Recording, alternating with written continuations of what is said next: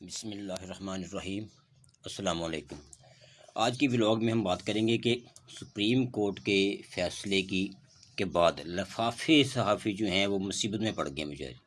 ان کے دماغ جھنجھنا گئے ہیں، وہ سوچ کر پاگل ہو رہے ہیں کہ اب مقتدرہ کا دفاع کیسے کریں اور سپریم کورٹ پر اب حملہ آور ہونے کے لیے کیا کیا جائے، کون سے الفاظ کا انتخاب کیا جائے۔ لفافے مصیبت میں، پاکستان کے سارے سرکردہ لفافے اس وقت نزاع کی حالت میں ہیں، ان کے ساتھ ہاتھ ہو گیا ہے۔ اس کی وجہ نظام دین کے حویلی میں ہونے والی ایک حالیہ ملاقات ہے، جس میں انہیں غیر مستقیم طریقے سے بتایا گیا ہے کہ تمہاری اب ضرورت نہیں رہی، اپنا اپنا بندوبست کرو، تمہارے اب تک تعاون کا شکریہ، اب خود کماؤ تے کھاؤ۔ اوپر سے سونے پہ سہاگا معذرت کرنا چاہتا ہوں، اوپر سے سونے پہ سہاگا یہ کہ سپریم کورٹ آف پاکستان نے اب نہ صرف اپنے ادارے کا تحفظ کیا بلکہ وطن عزیز پاکستان کو ایک بڑی انارکی سے بھی بچایا۔ تو اب ان لفافوں پر اور زیادہ مشکل وقت آ گیا ہے۔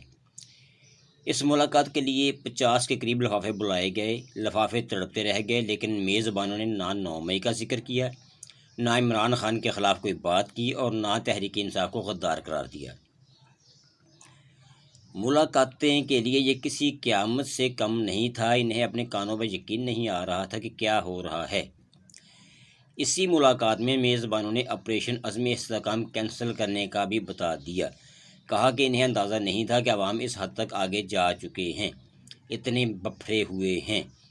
سننے میں آیا ہے کہ اس ملاقات میں سب سے بلند چیخیں طلعت حسین کی تھیں، اس کے بعد غریدہ فاروقی اور پھر سلیم صافی کی۔ غریدہ فاروقی کا تو بیچاری کا رو رو کر برا حال ہو گیا۔ مجھے نہیں پتہ یہ سب کچھ کیا ہے، لیکن یہ سب کچھ ہوا ہے اور اب لفافوں کی چیخیں سوشل میڈیا پر بھی نکلنا شروع ہو گئی ہیں۔ بلکہ سپریم کورٹ آف پاکستان کے اس فیصلے کے بعد، مخصوص نشستوں کے فیصلے کے بعد، ان کی چیخیں جو ہیں ہو سکتا ہے کہ نکل ہی نہ سکیں اور اندر ہی گھٹ جائیں، اور سانس نہ نکلنے وجہ سے شاید ان کا کوئی کہتے ہیں کہ سیاسی طبیعت بھی کچھ بگڑنا شروع ہو جائے۔ ایک نے تو دبے لفظوں میں کہہ ہی دیا کہ اگر پرورش نہیں کر سکتے تو پھر گود کیوں لیتے ہو، کاش تم لوگ ہمیں کوڑے سے کبھی اٹھاتے ہی نہ، ہمیں وہیں مرنے دیتے۔ دعوت ختم ہونے کے بعد لفافے کھولے جاتے ہیں، لہٰذا کھول دیے گئے۔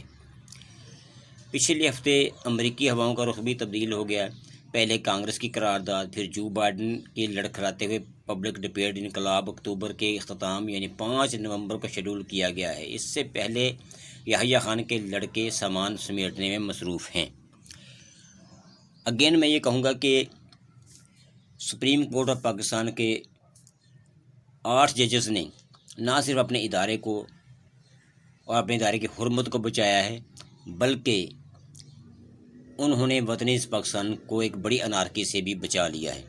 یہ ہرگز بھی اسے کچھ لفافہ صحافی میں پہلے کہہ رہا ہوں کہ وہ اسے سیاسی فیصلہ کہہ سکتے ہیں ممکنہ طور پر، لیکن اگر دیکھا جائے تو یہ سیاسی فیصلہ ہو یا غیر سیاسی یا قانونی، لیکن اس کی ابتدا اس وقت ہوئی جب غیر قانونی طور پر اسی ادارے نے پاکستان تحریک انصاف سے اور اس ملک کے کروڑوں لوگوں سے بلے کا نشان چھینا۔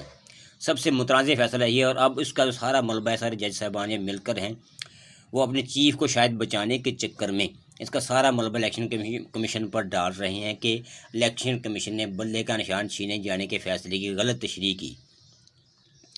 در حقیقت یہ غلط تشریح نہیں تھی، یہ جو کچھ بھی تھا سب کچھ ایک پری پلان تھا، ایک بچہ سمجھتا ہے اس چیز کو۔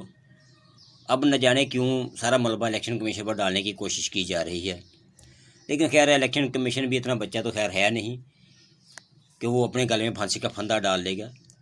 اگر یہ سلسلہ چلا تو یہ بہت دور تک جائے گا۔ ملتے ہیں اگلے ولاگ میں، خدا حافظ۔ چینل کو سبسکرائب کرنا مت